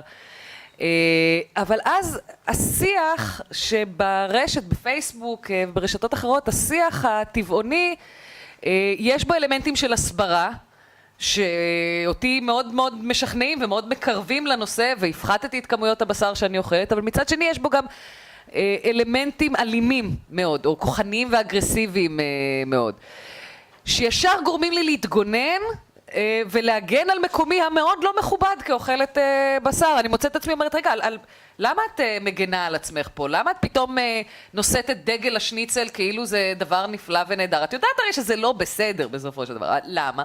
כי את מרגישה שלא גייסו אותך, אלא נלחמו בך. ואני מבינה פמיניסטיות שבגלל כמות הידע שיש להן על אפליה והחוויות הקשות שלהן בתוך זה, מגיעות לנושא עם רוח קרב, גם אני אגב הרבה פעמים עושה את זה, מגיעות עם רוח קרב ואז יוצאות לצוד עם חומץ ולא עם דבש. אני לא אומרת שאנחנו צריכות להיות נחמדות, לא כל הזמן, לא בכל מחיר, לא בכל תנאי. אבל אנחנו כן צריכות לחשוב, כשאנחנו באות לדבר על הנושא, מה המטרה שלנו? האם המטרה שלנו היא לגרום לבן אדם הזה עכשיו ללמוד משהו שהוא לא יודע, או שהמטרה שלנו היא לגייס אותו לסוג מסוים של מאבק? צריך לדבר בשפה שהם מבינים. הרבה פעמים עם הבנים בהרצאות הייתי מסבירה להם את זה דרך עולם האגרוף, כי אני מתעסקת באגרוף, הייתי מסבירה להם את זה דרך אלמנטים של מכות, ואיך נשים יוצאות ממכה מסוימת לעומת איך גברים יוצאים ממכה מסוימת. זאת אומרת, כל פעם להגיע באמת למשהו שקרוב אליהם, כי דרכו הם מוכנים להתקרב לנושא, הם גם הופכים באמת, מקבלים תודעה שהיא מאוד שונה ממה שהייתה להם.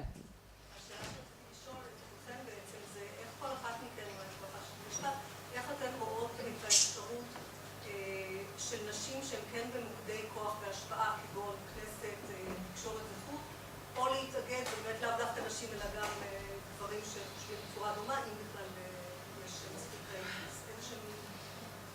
אני חושבת שזו הזדמנות נהדרת, מה שיש לנו בכנסת הנוכחית. העובדה שיש מספר שיא של נשים, אבל זה יהיה באמת תלוי בנו כנשים, כמה אנחנו נשתף פעולה אחת עם השנייה.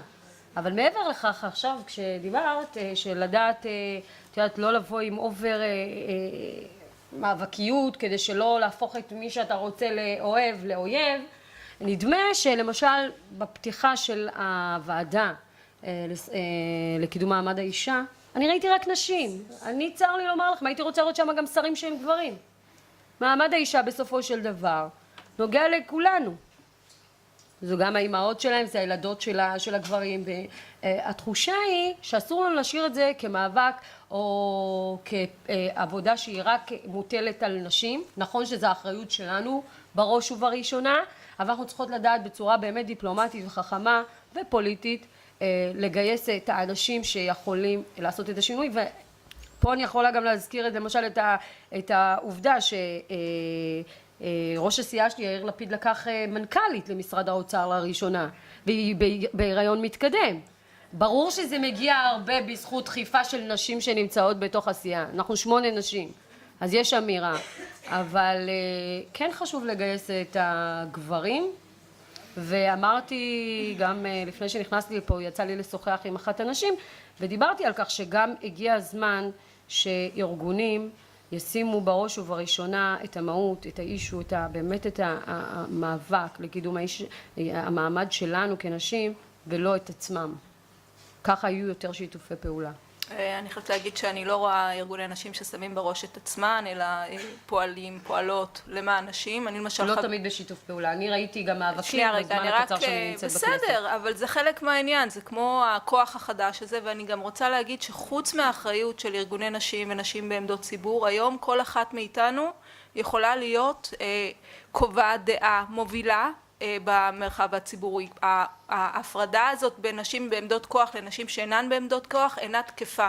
היא הולכת להיות הרבה פחות תקפה בשנים הקרובות. כל אחת מאיתנו היום יש לה כוח שהיה לפני כמה עשרות שנים לתחנת שידור. אנחנו יכולות לשדר, אנחנו יכולות להתאגד, אנחנו יכולות לעשות המון דברים.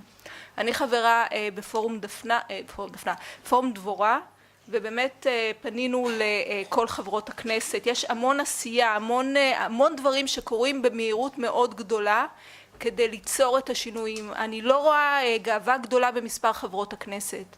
אני ארגיש גאווה גדולה שנהיה 50-50 או 60-40. והגיעה העת, ואני מאמינה שבבחירות הבאות זה כבר יכול לקרות, אבל אני חושבת שהאחריות היא לכולנו.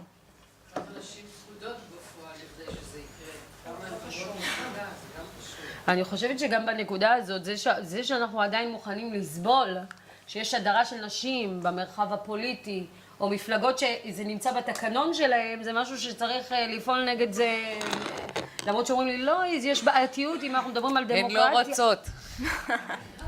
אהבנו. עוד שאלות, כן. רציתי פשוט לציין או לשאול משהו. אני מראש מתנצלת, לינוי, כי אני מעריכה גדולה שלך, אבל אני אעשה תשומת לב לאיזושהי נקודה ושלומית מעורבת בזה גם, בעניין של השפה. התקשורת, חוץ מהפן הוויזואלי, שפה היא המדיה שלה. השפה, התודעה, בלה בלה בלה. יש לנו בעיה מאוד רצינית עם העברית. בזכר והנקבה. שפה סקס-מניאקית, והיא שפה מאוד ממוגדרת. אני אומרת את זה עד כי את כל כך מודעת, ולא פעם השתמשת בשיח שלך איתנו בלשון זכר. זאת אומרת, אתה בא אל התלמידים, ואתה מדבר.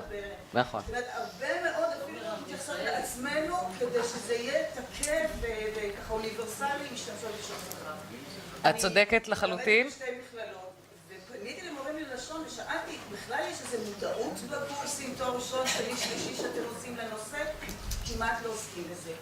אני חושבת שזה פרויקט מאוד רציני שאנחנו צריכות לקבל על עצמנו גם, לעלות את רמת, אבל אני לא מדברת כבר על הכינויים משפילים, קורפוסית וכולי, שגם כוכבות וסלבריטאיות משתמשות בחדווה רבה. איזושהי העלאת מודעות לבעיה הלשונית, ביחד עם האקדמיה, הציבור, באינטרנט, מאוד מאוד מחויבת לציבור. את צודקת, אני גם מצאתי את עצמי לא פעם מסבירה, אני פונה, יש לי נטייה לפנות בלשון זכר גם כשיש רוב נשי. לפעמים אני ערה לזה ומיד מתקנת, לפעמים לא. מצאתי את עצמי לא מעט פעמים מסבירה, נהיית הדוברת של מרב מיכאלי במובן הזה, כי בין שלל הניסיונות להלעיג את הבחירה שלה לדבר בלשון רבות ולא לשון רבים, זה נתפס בציבור כאילו היא מדברת גם לגבר בלשון נקבה, וזה לא נכון. היא מדברת רק על גם לא נורא, רבות. זה גם לא נורא כל כך. אבל היא מדברת לגבר בלשון זכר, מדברת לאישה בלשון נקבה, וכשיש קיבוץ, מדברת בלשון רבות. מה שבעיניי הוא לגיטימי לחלוטין. הבעיה היא גם במשיבונים, צריך פשוט לראות איך בקלות רבה מאוד, תמרורים, משיבונים. נכון. יש אספקטים שבאמת אפילו ברמה של חקיקה דצ'ית אפשר לשנות. את צודקת, ואני אומרת לך כזה דבר, זה כבר חזון אוטופי.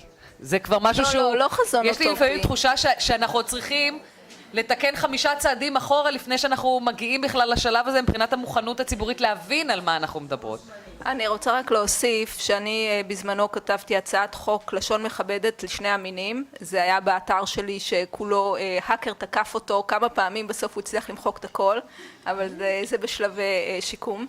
ובהצעת חוק הזאת, כי אני מאוד מסכימה איתך פנינה, שיש דברים לא תמיד, שברגע שאנחנו מצליחות לשים את זה בחקיקה, זה הופך להיות מובן מאליו, אוניברסלי.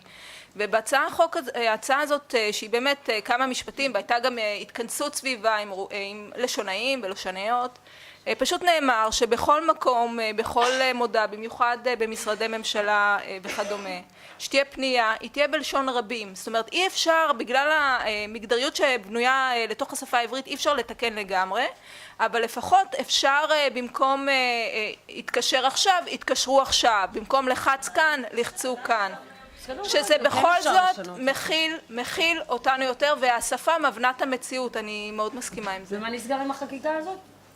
זה בשלבים, אנחנו נשלח לך שבוע הבא ישר מכתב. בשמחה רבה.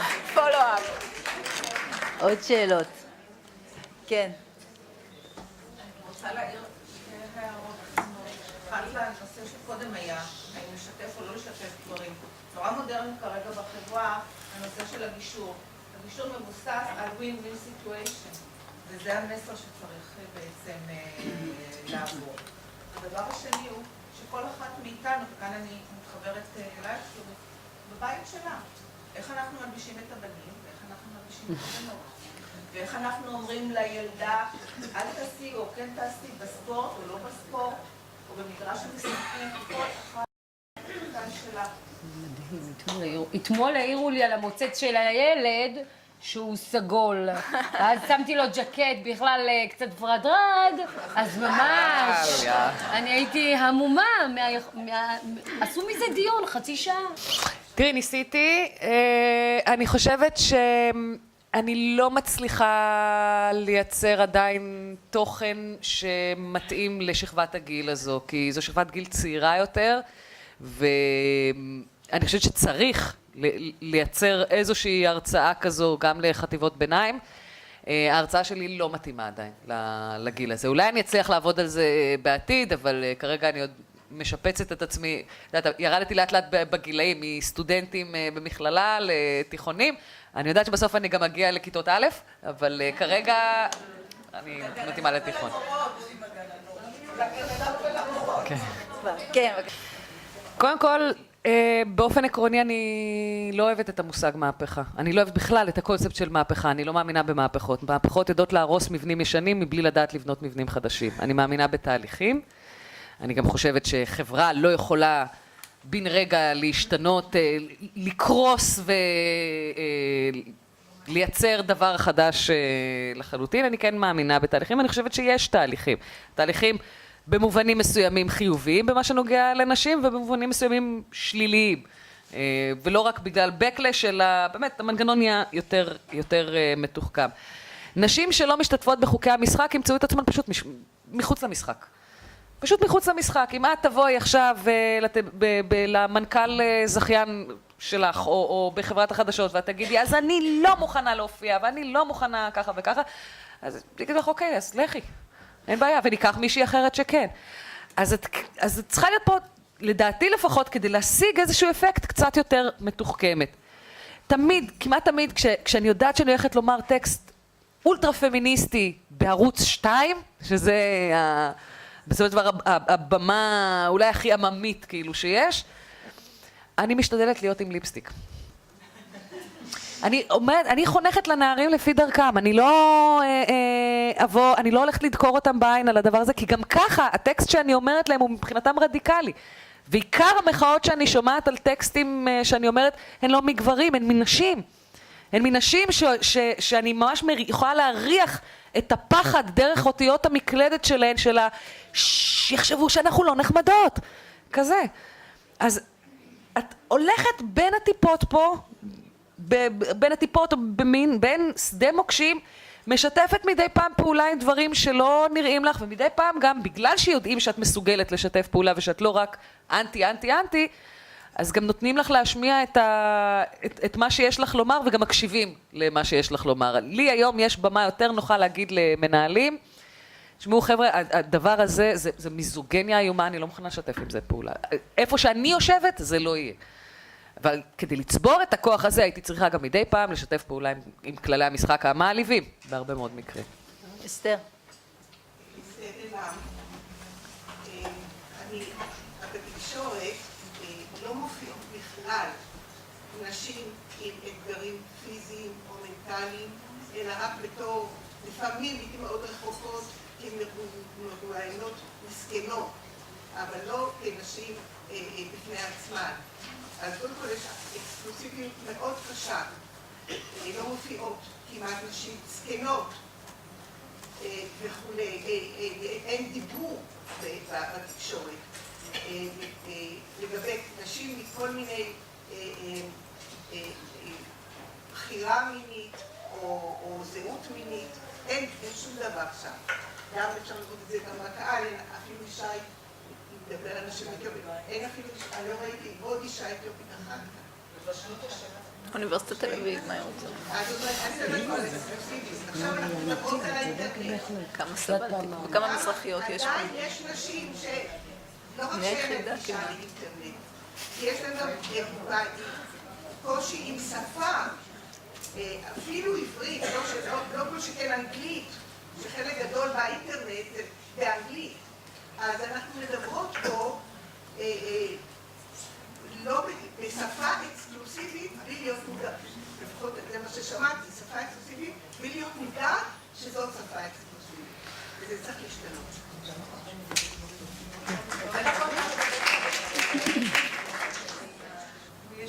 כי את קודם כל צודקת בהחלט. הנשים האתיופיות זה... תסמכי עליי שזה נושא שמאוד מאוד כואב לי ואני מתעסקת בו הרבה, בייחוד בפן של קבלני כוח אדם. מעבר לזה ש60% מעובדי קבלני כוח אדם זה נשים, שזה אותם נשים שבכלל התנאים שלהם זה בגדר המלצה אצל מעסיקים, אז אם אנחנו לוקחים גם את ה60% בתוך הנשים, מרביתן עולות חדשות מרוסיה ומאתיופיה. זה לא פשוט להגיע להרבה מקומות ולהיות האתיופית היחידה, ממש לא, אבל זה מתחיל בהרבה מאוד מקומות, זה דיון מאוד רחב. קודם כל אנחנו באוניברסיטת תל אביב, בואו נחשוב כמה סטודנטים אתיופים בכלל נכנסים לאוניברסיטת תל אביב ובכלל לאוניברסיטאות ולא למכללות. זה דיון מאוד מאוד מאוד רחב, שהכל מתקשר בהכל, כולל התקשורת ואיך תופסים אותנו בחברה, והאם יש פתיחות. לאחרונה למשל היה סקר של מעסיקים, את מי הם הכי פחות רוצים להעסיק, 70% אמרו שהם פחות רוצים אתיופים, זה אחרי כולם. אחרי החרדים, ערבים, ומי שאת לא רוצה, בשורה התחתונה אתיופים, ועדיין אנחנו... אז מה לומר? יש המון בעיות. יש הרבה מאוד עשייה, אבל אני חושבת שזה מתחיל קודם כל בהכרת הבעיה. החברה צריכה להבין שיש פה בעיה. ואם אנחנו כחברה ישראלית נמשיך לומר שאנחנו לא גזענים ושאנחנו מאוד שוויוניים, זה לא יעזור לאף אחד. נכון. בתוך הקהילה האתיופית, איך תופסים את מעמד האישה? בתוך הקהילה האתיופית, אני קודם כל חושבת שיש לנו נשים מאוד חזקות. לצערי, לא יצא לי להתקל בנשים אתיופיות מבוגרות שלא סבלו, וסבלו מאוד בחיים. ומי שרוצה יכול לקרוא עליי, ואז להבין, גם קצת לקרוא על אמא שלי. אמא שלי איבדה 6 ילדים והכל, ועדיין היא בוחרת מתוך בחירה בחיים, לקום כל בוקר, לחייך, וזה נשים אתיופיות. מאוד חזקות, ובזכות הנשים האתיופיות, אגב, אין התפרקות יותר גרועה ממה שקיים, בקרב הנוער ובקרב הצעירים של יוצאי אתיופיה. כי היום אני מדברת איתך על כל חייל שני שנמצא בכלא. כל חייל שני יוצאי אתיופיה נמצא בכלא, והאחוז הכי גבוה של התגייסות לצה"ל זה בקרב יוצאי אתיופיה. זאת אומרת, זה לא הגיוני. אם יש 90% התגייסות, איך יכול להיות שבסוף כל חייל שני מסיים בכלא? אבל בזכות הנשים שלנו, אני אומרת לך שבזכות האימהות, אם לא האימהות, המצב היה הרבה יותר חמור, וכל עוד לא תהיה מודעות ופתיחות של השוק. אולי אתם צריכים לא להתגייס. אולי אתם צריכים כחלק תשמעי, אם כל חייל שני מגיע לכלא, אולי אתם צריכים כאקט של מחאה לא להתגייס, כי obviously הצבא לא הצליח להשכיל בפרק הזמן המאוד קצר שהיה לו 30 שנה, לא הצליח להבין מה הצרכים של החיילים האלה. קודם כל אני גם חושבת, הרבה פעמים היו לי נקודות שחשבתי כמוך, כמו כאלה שחשבו לעזוב את הארץ, ואני לא אומרת לכם שזה מדובר במעט אנשים, אבל זה בדיוק מה שקרה עם תרומות הדם. היום יוצאי אתיופיה לא תורמים דם. אז מה עשינו בזה?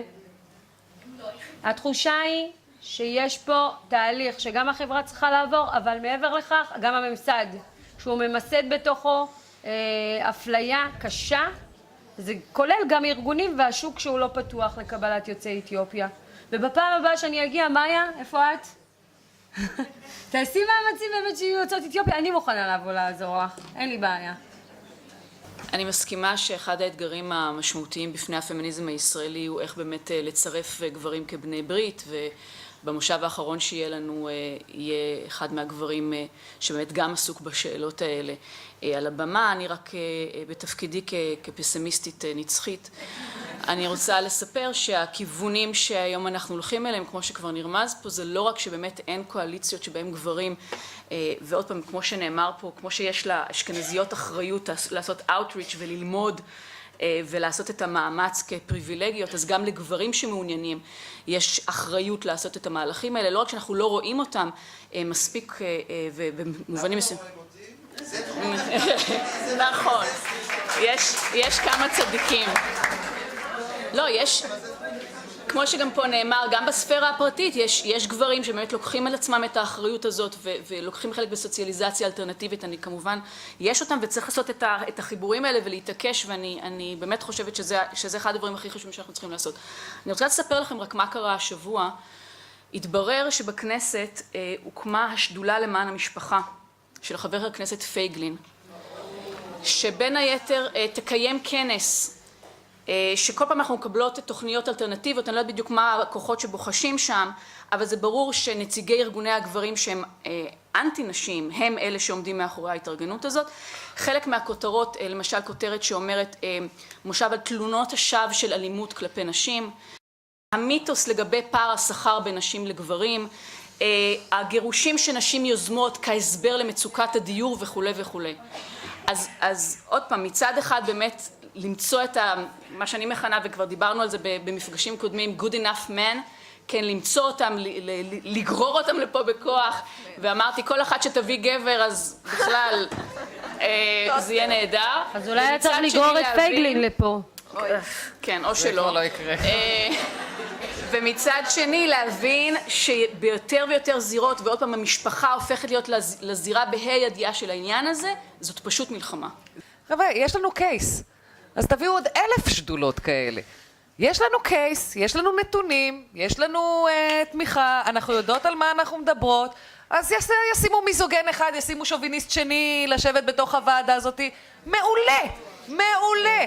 כי הדרך שאפשר להפוך בוועדות האלה את השיח, ואני כבר נכחתי בישיבות כאלה, זה בדיוק, לתת להם לתלות את עצמם. הם הרי עושים צחוק מעצמם בוועדות האלה, הם לא מקבלים יותר קהל. הנראות היא לא הכלי שלהם להצליח, היא יכולה להיות בדיוק הבור שבו הם נופלים, רק פשוט צריך להיות חכם פה. של חזקת נשים? של מה, ועדת שני? לא שינו את זה. המיתוס לא, 100%, אני מסכימה איתך, אבל כדי להילחם במיתוסים האלה לא צריך לתת להם להתקיים בטוקבקים. שיגיעו לכנסת, אדרבה, יגיע מולם כוח ששווה להם וגם יכול לנצח אותם. ושרק צריך לעשות את זה בצורה הרבה יותר מתוחכמת והרבה יותר מתוכננת. מן הסתם התפרצות אידיוטיזם שתהיה בוועדה הזאת. אין שום בעיה להילחם בזה, באמת שום בעיה.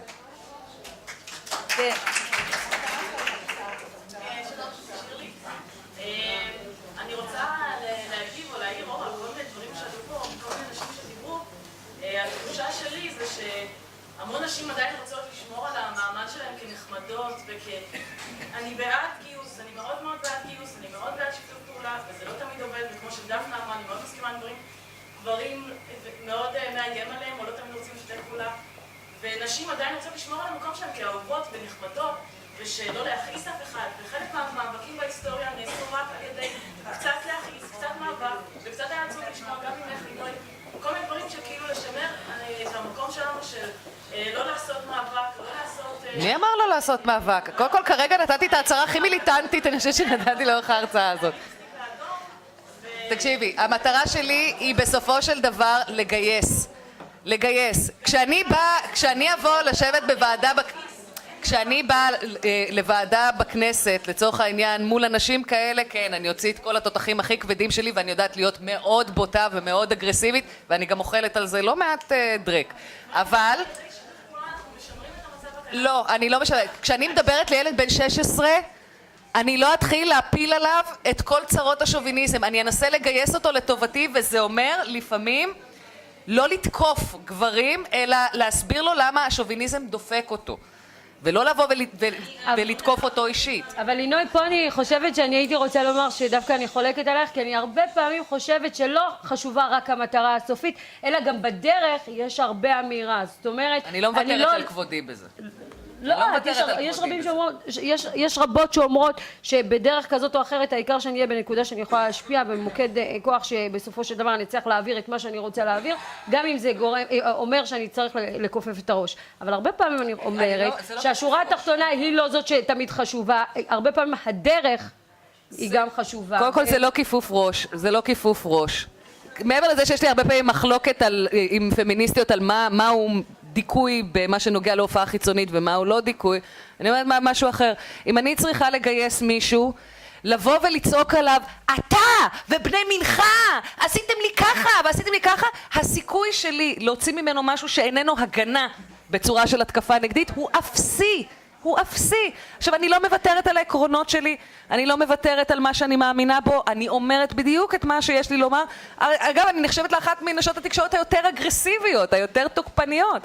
אבל אם אני צריכה עכשיו לצוד את הפוטנציאל לחייל הזה, אני אצוד אותו, גם אם זה אומר שאני אצטרך לשים בצד חלק מהזעם שמתעורר בי מול אמירות שלו שעלולות להתפרש בעיניי כשוביניסטיות, כי המטרה שלי היא לצוד אותו. האם היעדר נשים מנהלות בתוך התקשורת, הוא גם משהו שיוצר את המציאות שהיא קיימת? בטח, בהחלט. האם העובדה שנדחף יותר נשים למקומות של ניהול בתוך התקשורת זה יכול לשנות?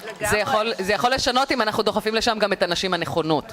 כי יש הרבה נשים שמגיעות לעמדות ניהול והן לא תורמות לנשים. שנייה, אני רוצה רגע לעצור את הדיון הסוער, ולהגיד שבואו קודם כל נסכים שמותר לנו לא להסכים, ונסכים שיש הרבה צורות להיות פמיניסטיות, ולא חייבים להסכים על דרך אחת להיות פמיניסטית, ואני חושבת שהכי חשוב זה שקודם כל אחת תהיה פמיניסטית לפי דרכה, במה שנוח לה, ויש כאלה שנוח להם להיות בדרך אחת, ויש כאלה שנוח להם להיות בדרך אחרת.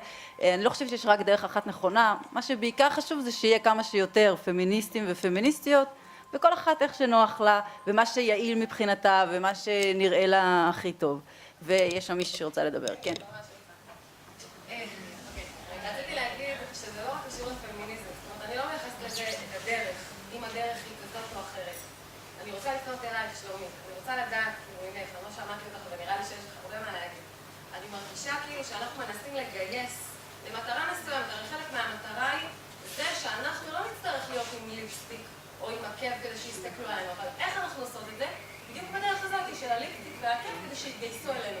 אז זה נורא, זה בעיניי נורא קונפליקט, זה לא אומר כאילו תיכנסו בו ותיתנו להם אגרופים ותגידו להם, אבל נורא מגוחך מבחינתי כאילו לבוא ולגייס אנשים למשהו שאני עושה בעצמי כשאני הולכת ומגייס אותה. אבל אני חושבת שלינוי עלתה על זה, אז אני רק רוצה רגע להגיד שוב, אנשים שונים הם מאוד שונים במה הם צריכים, ולכן אין גם איזה פמיניסטית אחת שהיא תצליח לכבוש את כל הגברים או את כל הנשים. מטרתנו כפמיניסטיות זה לא להימנע מליפסטיק, זה לא ההישג שאנחנו מבקשות הרי להשיג.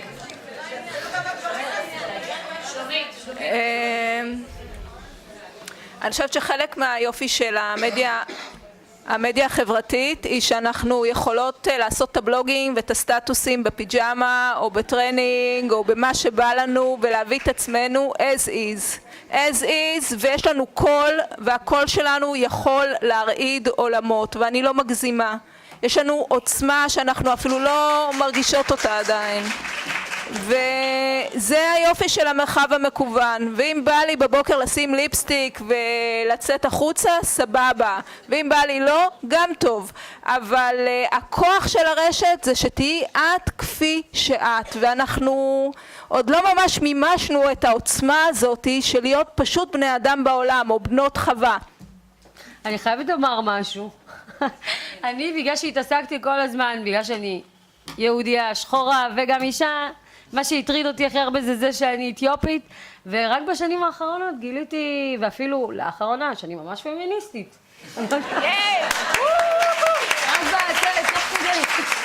פוטנציאל להיות חברת דירקטוריון.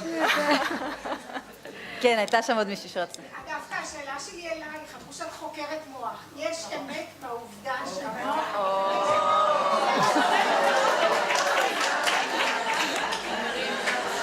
בין המוח של פמיניסטיות ללא פמיניסטיות. אנחנו נהיה בית הלל עכשיו, ולפי בית הלל, שזה על רגל אחת, אין מוח נשי ומוח גברי. ומי שרוצה לדעת יותר, שיכתוב דפנה יואל ביוטיוב, ויש לכם שם מבחר הרצאות באורך מרבע שעה עד שעה וחצי, שיסבירו לכם למה. כן, את רצית? אני רציתי לומר משהו ברוח של דפי יואל, אבל בכל זאת חשוב לי להגיד, אורי ויטי, נעמת, יש פה הרבה בנות מנעמת הצעירה, שדרך אגב... נשים בטח. מה? בטח יש נשים פה, מנעמת הצעירה. הרבה מאוד נשים, זה חלק ממה שאני הולכת להגיד עכשיו דפי, שגם שיתפה פעולה עם שלומית מתוך הכרה בחשיבות של המדיה החברתית, בהקמה של פועלות ברשת. לגמרי. חלקן גם יושבות כאן. לא בהקמה, אלא בסדנאות. ואפילו אחת מהן בחסות נעמת, הצעירה. אחת מהן היום, דרך הסדנאות האלה, מפעילה תוכנית רדיו אזורי, ויש בזה חשוב. תראו, אני תמיד אומרת שפמיניזם זה רק שם משפחה. פמיניזם זה רק שם משפחה. יש הרבה דברים. יכול להיות שאמרתי בנות, אפשר לסלוח. אני הרבה פעמים, כמו לינוי, נוטה לדבר בלשון זכר, אני לא חושבת שהמאבק הזה הוא בלתי חשוב, הוא חשוב מאוד. אני מפנה את מיטב מרצי לכיוונים אחרים. ואני מבקשת מחברותיי לסלוח ולהבין שגם מה שאני עושה הוא חשוב. לגמרי. אני מבקשת קצת לשחרר את הדיקטטורה הזאת של יש דרך אחת להיות פמיניסטית. שנקרא לחלק לכולן את כרטיס המועדון פמיניסטית הטובה. מייצרת ביוני כנראה כנס של נשים וגברים בנמל אשדוד על איך ועדים עוזרים לנשים. בעיקר עם בנות משפחה. ועדים עוזרים. אני מאוד מאוד אשמח להגיע לשם, כי אחת הסיבות שאני צריכה לצאת עכשיו זה כדי לתעד הקמה של ועד על ידי אישה בחיפה. אנחנו אז יש הרבה דרכים, יש דרכים של שיתוף, ויש דרכים של רתימה, ויש דרכים נכון, כל הדברים שנאמרו חשובים, כל אחת עושה את זה על פי דרכה. ואם בסוף אנחנו מסכימות על מטרה, שגברים ונשים צריכים לחיות בעולם ראוי, לייצר עבורם עולם שמאפשר לכל אחד לבנות על פי דרכו, בלי המסע הכבד הזה על כתפיו, בשיתוף פעולה. אז כל אחד תעשה על פי דרכה.